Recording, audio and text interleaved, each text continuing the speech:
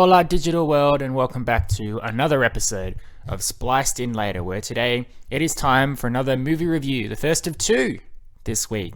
It's always very exciting when there's more than zero movies to talk about.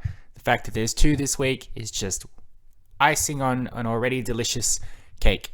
So be sure to tune back in a couple of days when I am back again to review the upcoming Dune, which we're all very excited to see finally after two and a half years of waiting, I think. Anyway, that's not the point. Today we are reviewing a little movie called Encanto, the newest animated film from Disney, the 60th animated film in their classics lineup. I saw this movie a couple of days ago, and unlike normal, where I would immediately review it and post an episode, I wanted to sit with it for a bit to learn a little bit about who was in it, because I knew very little about the film going in. It is a new thing that I am doing specifically with Disney animated films. If it is a new concept, so it's not a sequel or anything like Frozen 2 or Ralph Breaks the Internet, if an animated film is coming, I make efforts to go and see it in the movie theaters, and I make efforts to not know anything about it. So I don't learn any synopses, I don't learn any actors that are involved, and I do not see any trailers. I will allow myself to see a poster because that's a little impossible to not do. But I don't go to a lot of family films and children films, so it's really easy to miss these trailers if I want.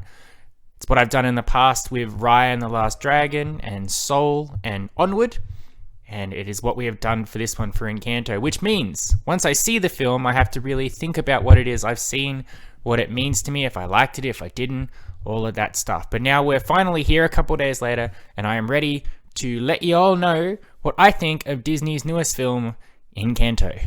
Now, knee-jerk reaction, basically, to cut a long story short, I loved it. I thought it was fantastic. I think it is one of the better original Disney animated films in quite some time. Now, I know saying that as I say it, and I think that might not be saying much, as we haven't had movies basically in the last 2 years, and especially with Disney, not really any real original movies for quite some time, except for Raya and the Last Dragon. And I think Encanto is leaps and bounds ahead of Raya and the Last Dragon. Now, don't get me wrong, I really liked Raya.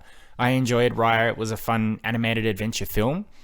But I think on rewatching and looking back at it, Raya wants to be more than it actually is in terms of story and representation. Raya wants to be the next Frozen or Moana in terms of powerful, independent female heroine, which, don't get me wrong, Raya is a great protagonist, but she's not up there in terms of those awe-inspiring levels.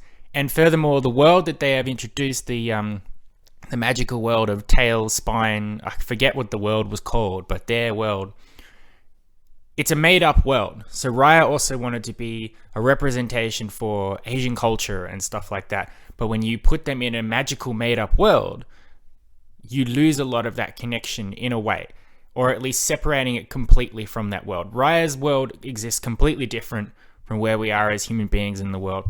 And then you get on top of all the behind-the-scenes drama of who was cast as who, as whether that was actual representation or not. And Raya ends up being a bit of a mixed bag.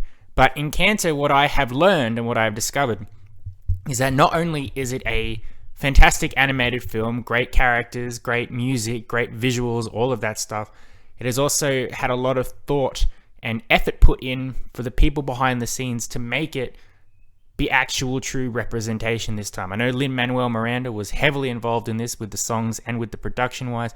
I know casting-wise, the actors, I recognized some of them. Some of their voices stuck out to me, but there was no big, we've got to cast this person in the movie to bring in people. There was all rarely relative unknown TV actors of sorts. I think the biggest actor in here was John Leguizamo, who really is famous for being Sid on Ice Age. So he's not even famous really tremendously for his face. But, okay, so again, I'll get to the basic understanding of what Encanto is if you're unfamiliar. Encanto tells the story of Maribel Madrigal, and I apologize in advance if I get some of these names wrong. There's a lot of characters in here, and it's hard to remember every single one of them. But she is part of a family that lives in a magical world of Encanto. The difference here is that Encanto is absolutely 100% set in Colombia. It is just set in its own little shielded off. It's surrounded by mountains. Encanto is this little village that is protected by this big family called the Madrigals. The Madrigals have this magic candle, it's called a miracle essentially, and it was able to protect the ancestors of this village years and years ago. They were on the run, they had to hide. The candle protected them, created this magical world for them, and also for the magical family specifically, bestowed each one of them a talent, a miracle, a gift at a certain age, which basically is X-Men of sorts. They all have a different power which they use to benefit the town and protect everybody.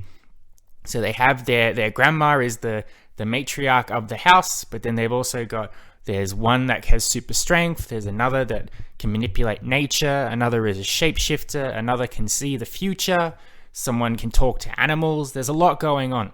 So the Madrigal family is very well respected by everybody who lives in Encanto. They've got a lot of responsibility, a lot riding on their shoulders in terms of making everything perfect for everybody all the time. The grandma takes that very seriously. I think it's Abuela. I think that's what she's referred to. Again, I apologize in advance for fucking things up. But our main character is Mirabel Madrigal. She is voiced by Stephanie Beatriz. She is a young granddaughter of the family, but she's also a black sheep and outcast, because when she came of age to get her magical power, her magical gift, she got nothing. So naturally everyone freaks out. Everyone doesn't understand why she doesn't have a special gift. They've moved on with their lives and just focused on the next child coming through to get their gift. But Mirabel has been cast to the side of sorts. She's still a part of the family, and she still has a loving mother and father, and she has different relationships with each member depending on who it is. An antagonistic relationship with her perfect sister, a sort of camaraderie with her another sister who is super strong. She's a mentorship to the younger cousin that's going about to get their special miracle. But she also really wants to help, but she gets cast aside a lot because she doesn't have a special gift. And she's sort of come to terms with that. She understands that she's never going to be as powerful or as special as everybody else, but she still wants to help in some way or another, even though no one expects much of her, which is kind of shitty. Anyway, on a special day, their magical house, which is basically alive, starts to crack. The magic seems to be disappearing. Mirabel notices it, but she can't seem to make anybody else notice it. So naturally she goes, all right, I'm going to fix this somehow. I don't know how, but I'm going to. And then we have ourselves a bit of a mystery film, because some people know things that others don't. Some people are more in tune with what's going on. Others have absolutely no idea. She has to go for all the different characters, all the different family members, follows clues, accomplish tasks, all while everyone's basically telling her to stop. Whether they're telling her to stop because they don't believe her, or because they're scared of what she might uncover, or due to pressures or burden of being the Madrigals and being so important to the village of Encanto that they don't want to fail. There's a lot going on, which eventually will result in a confrontation that will determine whether the magic is lost forever to the Madrigals and to Encanto as a whole. Now that is the very basic plot, and it's a great plot. It's a interesting, fun story. The messages, the moral of the story in terms of the lessons that everybody learns, I think has been done before in many other Disney films. You will know what the point of the movie is very early on in terms of the message that everybody has to understand about family and all of that stuff. So that's fine. But it's still done in a unique, interesting way, which is very entertaining from start to finish. And if you're listening to this review because you want to know if your kids will enjoy it, absolutely. Kids will get a hoot out of it, mainly because the Madrigals is such a wacky family with very different personalities. Everyone will have their own personal favorite character depending on who you relate to. The magic of the world that they live in as well, the powers that they use, it's all visually striking. It's all got plenty of humor, plenty of entertainment. Everybody's going to have a good time. But on the whole, what makes Encanto really stand out separately from all the other Disney films, the 59 Disney films that have come before it, what makes it stand on its own, what makes you know when you watch it for the first time that, oh yeah, this is a Disney classic, this is important, burrows down to probably about 4 things. The first one is the representation that I mentioned earlier. Now, I work with somebody who is Colombian, and I was interested to learn from them and intrigued to learn to know from them that when it comes to representation, it absolutely hit the mark for them, because there have been many films in the past that try to homage certain cultures or beliefs, but they fumble the ball because they don't really know what they're doing or what they're talking about. But my colleague who watched this film, absolutely, it really spoke to them on an emotional and powerful level. It made them homesick for Colombia, which I thought was interesting. And they said watching it, they noticed mannerisms, cultures, celebrations, symbols, gestures, the way they interacted with each other, which they specifically recognized as from being from Colombia, which, I mean, cards on the table, I didn't notice any of that because I'm not from Colombia. I wouldn't catch any of that. So the fact that that stuff is in there so that people from Colombia, from that world who come to watch this movie, specifically it has been made as a representation for them, the fact that it is successful in a way that, say, Raya is not in terms of Asian culture, is tremendous, marvelous. It's great. It means that this movie was not created as a cash grab. It wasn't made to take advantage of people wanting to know or learn more about Colombian culture or want to have a representation for themselves. There's a heart to this film that isn't present in some other things, which is just fantastic. And I'm really happy to know that it spoke to people in that way. So it covers all those bases there. On the other hand, what are our other 3 points? Our first point is characters. Mirabel is a fantastic protagonist. She is extremely relatable in ways that Disney characters are not often, because there's always that boundary that the characters that we see are either princesses or captains or the chosen one. They're all these larger-than-life people, part of royal families or under the sea or in space or whatever. So you can connect with them on a personal level if they match your personality. But in terms of who they are and what they're doing, I mean, speaking for me personally, I am not a princess in a castle. I am not a mermaid. I am not a lion.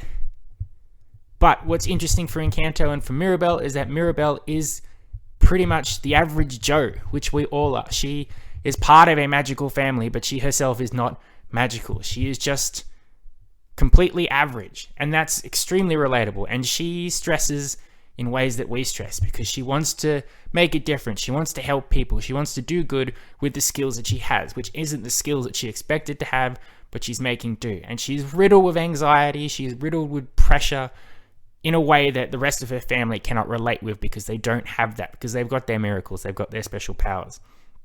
She's also persevering. She tries really hard to overcome all the obstacles in her way, but she has moments of doubt where she feels sorry for herself. So she is a character in a way that I think we have not seen in a Disney film properly before, or at least to this extent for sure. She was also hilarious. Stephanie Beatriz is great as her. It was very interesting hearing Stephanie Beatriz speak normally, because that was the one thing I did know, was that she was the main actress or the main character of the film.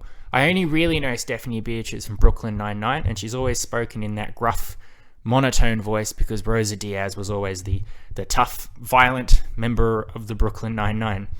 So hearing Stephanie Beatriz speak lighter, speak happily, sing, it was a whole new side of her that I'd never seen before, and it was pretty awesome. What's good as well is the rest of the characters too. I was worried at the start. They have a really nice opening song where they introduce the family Madrigal and explain who everybody is. And they were introducing so many characters to me very fast. And they were saying, this person is this, they can sing. This person is this, they have magical powers. This person, we don't talk about Bruno. This person can shapeshift. This person can hear a pin drop from a mile away. And I'm going, oh my God, there are a lot of characters in here. And I was already having a bad cinema experience to begin with because my movie theater did not turn the lights off when the movie had begun, and everybody was complaining about it, and people were on their phones, and obviously kids are going to be screaming because this is the type of film they're allowed to come and see, so I don't hold it against them for that. But there was so much going on, and then I was trying to focus on all this information the film was giving me that I was worried in the beginning, I'm not going to be able to keep track of all these characters, and I don't know what is happening, what the point is for all these characters, what's going on. And they're explaining Encanto to me as well. It was just sort of sensory overload in the beginning, but it became apparent to me when I watched the film past that point that that's the entire point. You get all these characters, all these family members, you get all their skills, all their talents thrown at you because the magical family is hectic like that. They're constantly planning for the next miracle, for the next thing they need to do to protect Encanto, to keep the magic alive, and everybody feels the pressure to be more than they can be with their special powers and all of that's going on. So in a way, you feel that that freaking outness of all this stuff going on, but as the movie goes along, all the characters are fleshed out, surprisingly so. Every single character I knew by the end of the film, and I knew what their drive was, I knew what their kicks were. Some stand out more than others, specifically the Madrigal family members that have powers get a bit more of the spotlight than, say, Mirabel's father, who married into the family, so he doesn't have powers. He's more of a comedic relief, but he still adds valuable part to the film, especially with protecting his daughter. Everybody gets their own moment to shine. Nearly all the children get their own songs to highlight their feelings and emotions, and the songs have different tones and vibes depending on the personality of that character singing. I loved most of the songs. I loved learning about all the characters, and I loved that I was able to, by the end of the film, know who everybody was easily. There was none of that panic that I had at the start of the film. I think my favorite character, if I had to pick one, is probably the super strong sister.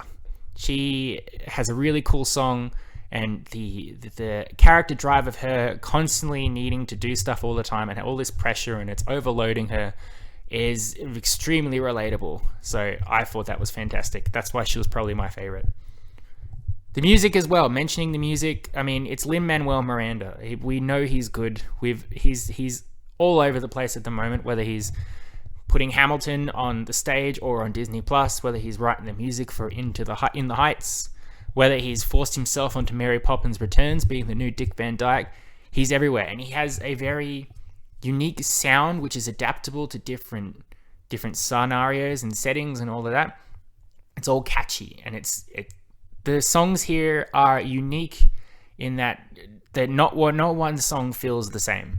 You can look back at past Disney films and go, yep, I liked 4 out of 5 of the songs in there. All of the songs in here have their own unique sound, and they are spaced out just enough so that they're not overloading you with songs. It's not a Disney musical where they sing every 4 seconds about every little thing that's happening. The songs that happen are relative to the plot. They help to convey information. You learn things about the Madrigal family and about the story as a whole. And they're catchy. They're a point where I was driving home from the movie and I immediately looked up the soundtrack so I could listen to the song. And there wasn't a single song where I went, oh, I didn't mind that one that much, so I'm just going to skip that one. Fantastic stuff. And finally, the visuals. Obviously, at this point for animation, the bar has been raised so high that it's silly to... I wouldn't say it's silly to be impressed by animation, but I think it's the same as like special effects in movies at the moment. There's not much point saying, oh, the special effects were good in a movie, because we live in a world now where special effects are just good. If they're not good, that's the thing that's recognizable. And it's the same with especially Disney animation. Animation just keeps getting better and better of each film, but at this point it's like, yeah, okay, the animation's going to be good. It's an animated film. But I think the animation worked really well in terms of the music and the vibrancy of the story that they were telling. There was even a warning at the start of the film that there would be some flashing lights in here. So yeah, a bit of warning if you got some epilepsy to watch out for that. But especially it's highlighted by the fact about the magic of the candle and the special powers that everybody has. The colors that are associated with each character. There's one that's got yellow, there's one that's got pink, there's one that's got green. And the colors emphasize the emotions and the action that's going on around them. Everything's very bright when everybody is happy and hectic, and everything's very dour and depressed when you're focusing on the poor guy who can see the future that nobody ever wants to talk to and no one ever talks about. Fantastic stuff. It's very memorable. And I think, I guess animation has got to get better from this point onwards. But, man, I don't know where you go from here, to be honest. Overall, Encanto has really stuck with me. I think it is a fantastic animated film, a fantastic Disney film, definitely deserving of being a Disney classic and being Disney's 60th classic. It has definitely the best Disney film in quite some time. I know that's not saying much because it's been a while since the last one, but certainly in terms of an original idea, it's probably the best we've got since Moana, I think. Characters, wonderful characters, great culture. I love that it speaks to people from Colombia as well. It's achieved that goal there. Memorable characters, great visuals, wonderful songs. It's a great cinema experience. If you can go to the cinema and see this movie, I don't know where it is available at the moment. I feel like it might be out soon or now. I went to an advanced screening of it, so I'm not 100% sure. But depending where you are in the world, it may already have been out for some time. It may just be about to come out. Or it may not be coming out for some time. I know it will be on Disney Plus eventually, probably around Christmas time. So if you want to wait till then, sure. But if it's in the cinemas, check it out. Why not? It's definitely worth experiencing, I think, on some sort of big widescreen musical thing. Just as long as they turn off the friggin' lights. Encanto gets a 9 out of 10 from me. Great stuff. It's definitely forced its way onto my top 10 movies of this year. As we go into the home stretch, there are only a couple more movies that I'm going to try and see before the end of the year. So it's still anybody's game, but Encanto did a great job. Fantastic stuff. Had a great time. Great stuff. Alright, thank you very much for listening. Jesus Christ. I hope you've enjoyed. I will be back in a couple of days with my Dune review, so do be sure to listen out for that one, because it'll be a review coming at you from someone who has never read the book, has not seen a single Dune movie beforehand, and hopes to not see any Dune spoilers, because I know this is a part 1 film. So this will be a unique review, maybe not a unique, but a review that shows how this movie affects the everyday moviegoer, not someone who has read the book or is anxious to see Dune finally on the big screen. Just a guy who likes Denis Villeneuve movies and wants to see a new movie. So be sure to listen out for that. But until then, stay safe and kind to one another. And definitely see Encanto if you got the chance. Fantastic film. As always, I love and appreciate you. You've been spliced in later. Adios, muchachos. I'll catch you next time.